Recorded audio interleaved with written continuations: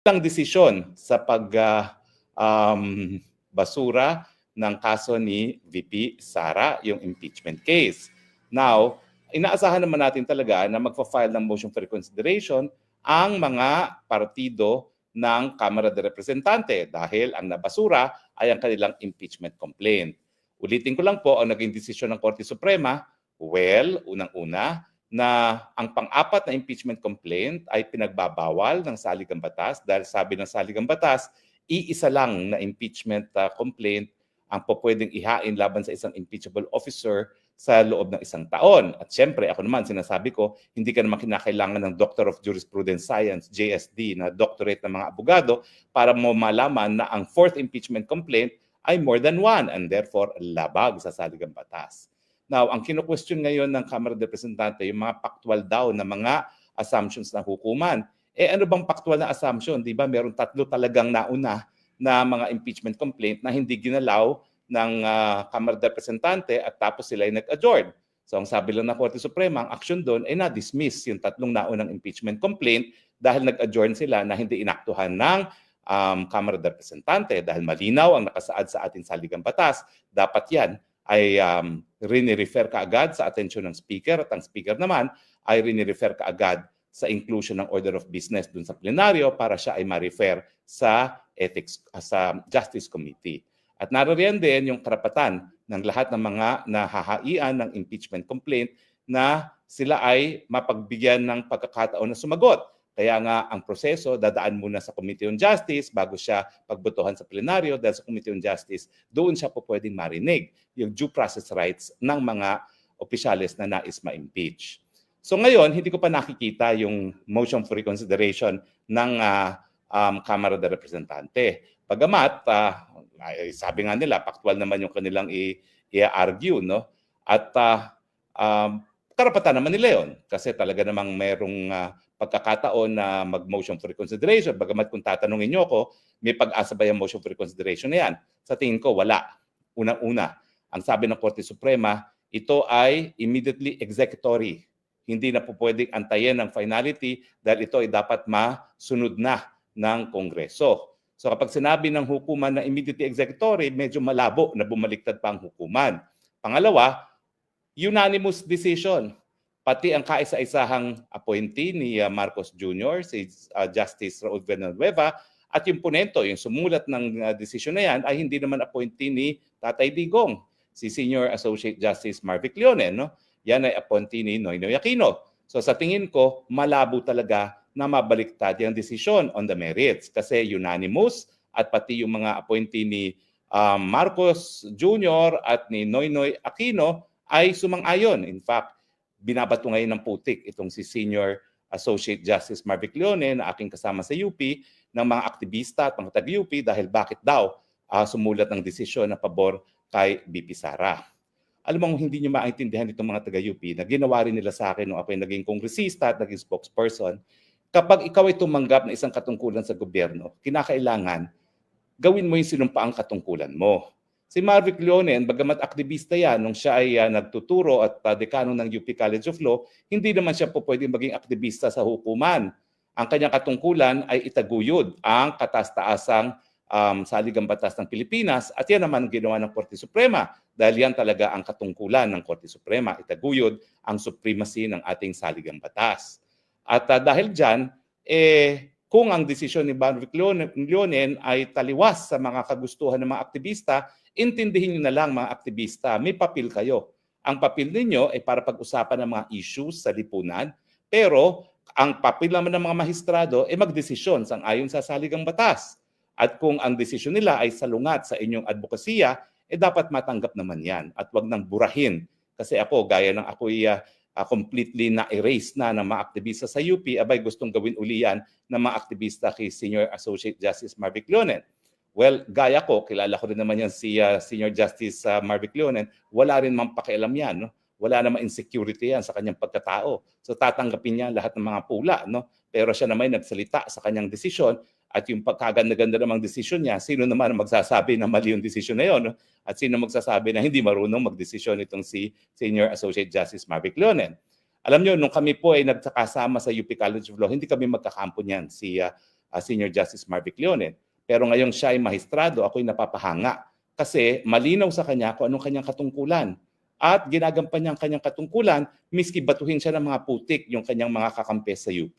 Bawa ko dyan kay Senior Associate Marvic Leonen dahil siya ay naging totoo sa kanyang sinumpaang katungkulan. Pero pag-usapan natin, kasabay ng paghain ng motion for reconsideration ng Kamara de Representante ay ang banta ni Tambaluslos na po pwede ring ma-impeach ang mga justices ng Korte Suprema. Ang tanong, tama ba na sasabayan ng Tambaluslos mismo, ang Speaker of the House, sasabayan niya ang paghain ng motion for reconsideration, ang banta na po pwedeng matanggal sa mga posisyon ang mga mahistrado ng Korte Suprema? Well, sa tingin ko, hindi. Ang ating Korte Suprema, bagamat sila ay hindi halal ng bayan, ang kanilang katungkulan ay itaguyod yung supremacy ng ating saligang batas. At bagamat makapangyarihan ng House Speaker at ang 300 plus members ng House of Representatives dahil sila ang nag-i-initiate ng impeachment complaint, sinabi nga ng Korte Suprema dito sa desisyon ng Duterte versus sa House of Representatives na bagamat ito isang political na proseso, ito'y dapat gawin sa konteksto rin ng ating saligang batas. At sa tingin ko, itong pagbabanta sa Korte Suprema para mabago ang kanilang desisyon ay anong tawag dyan? Isang malaking pagtataksil sa ating saligang batas dahil hindi naman sinabi ng saligang batas na yung co-equal branch of government na House of Representatives ay gagamitin yung mga kapangyarihan niya para lamang magkaroon ng desisyon na gusto nilang manggaling sa Korte Suprema. Huwag naman gamitin ang kapangyarihan ng Kamara de Representante na mag-initiate ng impeachment complaints para ibuli ang mga justices. Alam niyo, sa totoo lang, kaya lang talaga co-equal branch of government ng ating Korte Suprema, hindi dahil kapareho sila ng resources, pinakamaliit ang budget ng hudikatura, wala pa atang 3% of the national budget ang binibigay na budget sa buong hudikatura at kasama na yan yung sweldo ng lahat ng mga judges all over the country at yung kanilang mga court personnel. Hindi rin yan dahil siya ay merong national police, wala siyang national police, siya ay umaasa pa rin sa PNP para ipatupad ang kanyang mga desisyon. PNP naman ay sumusunod sa Chief PNP na nasa ilalim ng Office of the President. Wala siyang kapangyarihan sa budget dahil siya ay humihingi rin ng budget sa Kongreso, bagamat meron siyang tinatawag na fiscal autonomy na hindi po pwedeng ipagkait sa kanya yung hinihingi niyang budget para nga magarantiya ang kanyang independensya. Pero co-equal branch of government siya kasi siya lang ang merong kapangyarihan na mag-nullify, na magdeklara na null and void ang gawain ng kahit sinong sangay ng gobyerno kapag ito ay labag sa saligang batas. At yan ang naging desisyon ng Korte Suprema dito sa impeachment complaint laban kay VP Sara. Yung pagbabanta na kaya nilang i-impeach, yan talaga ay malinaw na pagbubuli sa mga mahistrado. Kung hindi niya makuha sa usaping legal, gagamitin niya sa pananakot. Bakit mo naman tatakutin ng mga mahistrado na gumawa lamang ng kanilang katungkulan na itaguyod nga ang ating saligang batas bilang pinakamataas sa ating lipunan? Alam nyo, itong pagbubuling ito po pwede rin itong maging kriminal, ha? Dahil parang binablackmail mo ang mga hudikatura sa gawaing ganyan na kapag hindi kayo nag-reconsider ng inyong desisyon at hindi pinatuloy ang impeachment laban kay Vice President Sara Duterte, baka kayo rin matanggal sa inyong posisyon. Sa tingin ko naman, hindi naman siguro susunod ang hukbong sandatahan ng Pilipinas kapag nangyari ang open confrontation na dahil nga hindi magbabaliktad ang desisyon ng Korte Suprema, i-impeach ng Kamara de Representante ang mga Supreme Court Justices. Unang-una, bago gumalaw ang hukbong sandatahan, dadaan muna yan sa Senado. At sa tingin ko, napatunayan na rin ng Senado sa pamumuno ni Chis Escudero at meron nga akong bagong respeto talaga kay Chis Escudero dahil siya ay merong kapangyarihan na bubuo ng konsenso sa kanyang mga kasama sa Senado. Alam nyo, hindi madali gawin yan. Dahil ang mga senador, yan ay mga independent republics dahil ang kanilang mandato ay galing mismo sa taong bayan na nationally elected sila. So napakahirap na bumuo ng consensus at nakabuo siya ng consensus hindi lamang para siya ay ma-re-elect overwhelmingly na alam ko naman hindi siya gumamit ng kwarta dahil wala namang kwarta yan. Kapwa taga-UP ko rin yan, no? Yan si Chis Escudero. Kung hindi, ginamit niya yung reason at ginamit niya ang issue ng impeachment. Bakit pa tayo mag-i-impeach na wala naman talagang numero? Bakit pa tayo mag-aaksaya ng panahon? Bakit pa natin itutuloy ang political na proseso na nais mapatuloy ng mga kalaban ng mga Duterte, gayong salungat naman ito sa saligang batas? Di ba? Vindicated si Senate President Escudero, si Senator Alan Peter Cayetano nung sinabi nila na parang labag talaga sa saligang batas yung paghahain ng articles of impeachment na sang-ayon sa pang-apat na impeachment complaint.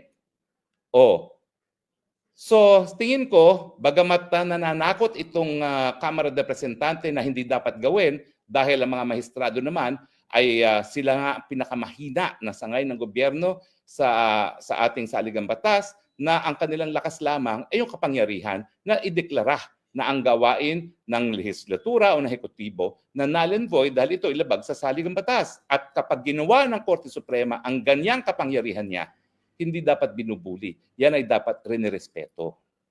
But the point being, takutin nyo man ng impeachment ang mga maestrado sa Korte Suprema, narariyan pa rin unang-una ang Korte Suprema. Kung mali na naman ang proseso na gagawin ng Kamara de Representante at nandiyan pa rin ang Senado. Dahil ang Senado naman ang siyang uupo bilang maestrado, no, para malaman kung talagang dapat bang matanggal sila. At anong gusto nilang gawin? Tanggalin ang lahat ng bumoto doon pabor sa desisyon na yan? Eh di walang matitira kung hindi yung isa na abstain at saka yung isa na nakabakasyon. So, dalawa lang ang matitira. Yan ba ang gusto mangyari ni Tambaluslos? Baka naman nakikipagsabuatan sila kay Presidente para maka-appoint ng 13 justices muli ang Marcos Jr. Pero sa tingin ko, pag yan ang nangyari, ay naku, magigising na hukbong sandatahan na ngayon ay natutulog sa pansitan dahil sila ay matataas ang sweldo at ayaw mawala ang kanilang mga pensyon. Kaya nagbubulag-bulagan, nagbibigibingihan, lalong-lalo na sa tawag na panahon at doon sa nakasaad sa saligang batas na talagang sila ang protektor ng taong bayan. Dahil sa tingin ko, sapat-sapat ng dahilan para ang hukbong sandatahan ay gawin at gampanin ang kanilang katungkulan na protektahan ang sambayanan. So ang tingin ko, kapag nagpilit ang Kamara de Representante, pag binuli ang Korte Suprema para gumawa ng desisyon na sang-ayon sa kagustuhan nila at ipagpatuloy ang impeachment complaint ni Inday Sara, dyan na po magsasalita, hindi lang po mga senador, dyan po magsasalita pati ang hukbong sandatahan at ang sambayanang Pilipino. Ang akala kasi ng mga dilawan, palibasa ang ingay-ingay nila, may suporta na sila galing sa taong bayan. Wala po. Kaya nga po, mahal na mahal pa rin ng taong bayan si Tatay Digong. Hindi nyo ba napapansin yan? Kahit lahat ng mainstream media, kahit ang daming mga trolls sa internet, mahal pa rin ng taong bayan si Tatay Digong. Yan po ay nagpapatunay na kahit kano kayong kaingay, hindi po kayo mayorya ng taong bayan. Ang mayorya ng taong bayan ay hirap na makakain 3 beses isang araw. Yung latest survey na naman po, 1 sa 2 Pilipino nagugutom.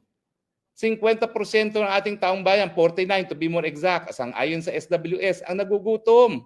Sa tingin ninyo, papakailaman ng taong bayan yung mga issue na sinasabi ninyo na dapat ma-impeach sa Inday Sara? Bakit? Pag na-impeach ba sa Inday Sara, mababawasan ang hanay ng mga nagugutom? Aber, sabihin nyo nga, pag na-impeach ba si Inday Sara, magkakaroon ng mas maraming trabaho? Magkakaroon ba ng mas mataas na sweldo ang ating mga manggagawa? Hindi po. Ang problema pa rin ay yung sakit ng tiyan dahil sa kagutuman. At yan ang dapat binibigyan ng solusyon ng Kamara de Representante ni Tambaluslos bilang speaker at ng Kongreso bilang isang institusyon dahil ang Kongreso po, ang kanilang kapangyarihan talaga ay para gumawa ng mga polisiya na nagbibigay solusyon sa problema ng taong bayan at hindi ginagamit ang proseso ng impeachment para sandata laban sa mga kalaban. So malinaw po sa ating saligang batas, hindi po ninais ng taong bayan na nagbigay bisa sa saligang batas na gagamitin ng Kongreso ang kanyang kapangyarihan para magsimula ng impeachment para takutin ang mga maestrado. Yan po ay nakareserba para panagutin yung mga pinakamatataas na opisyales kapag sila ay lumabag sa batas, pag sila ay nagkaroon ng pagtataksil sa kanilang sinumpaang katungkulan at kapag sila ay naging corrupt. Hindi po yan para gamitin na sandata para mapasunod sa inyo ang mga mahistrado. Huwag po natin kalimutan hindi naman mayorya rin ng mga kongresista ay mga abogado. Hindi po. Minoryang mga abogado dyan sa Kongreso ngayon. Karamihan po talaga dyan, kontratista. Kontratista na lumalamon ng taong bayan sa pamamagitan ng mga infrastructure projects. Lalong-lalo na yung paborito nilang flood control projects. So ano naman ang alam nyo sa batas? Puro naman kayo kurakot lang ng kurakot. Bakit sa tingin nyo, mas magaling pa kayo sa mga mahistrado ng buong buhay naman nila ay linaan na sa batas?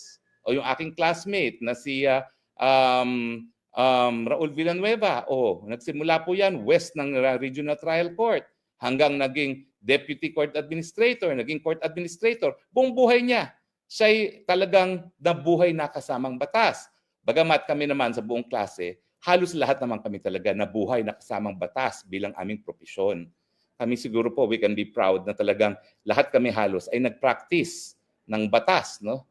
At lahat naman kami nakilala dahil sa aming pagpapractice ng batas. Yan po ay batch 1990C ng UP College of Law, no?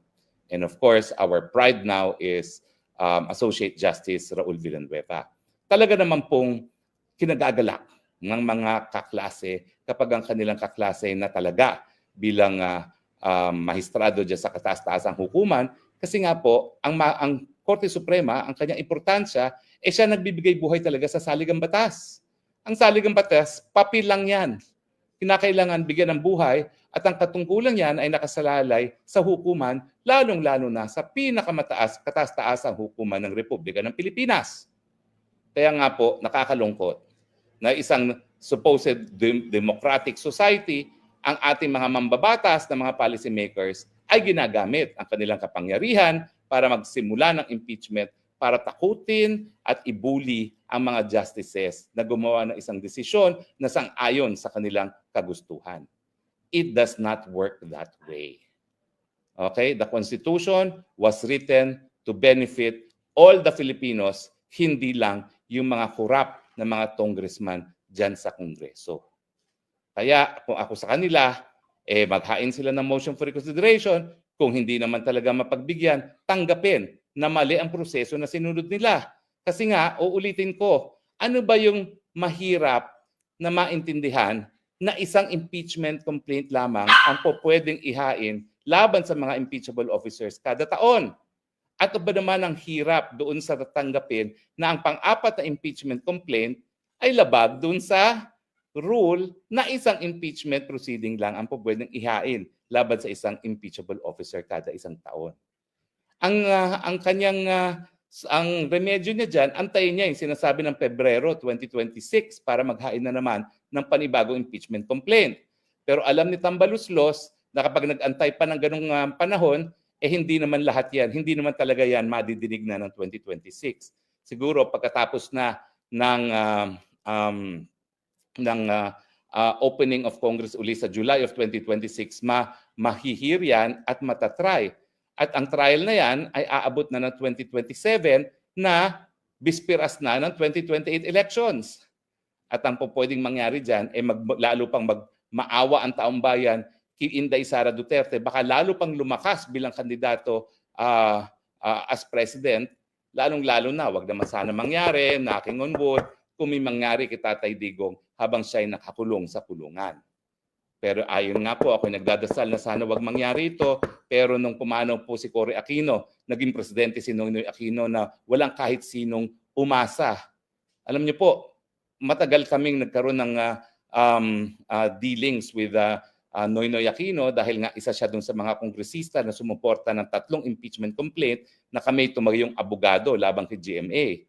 So napagsama ko po sa isang lamesa sa aking bupete, sa law office ko, ang Amy Marcos at Noynoy Aquino, at least nung unang pagkakataon na in-impeach si GMA. No?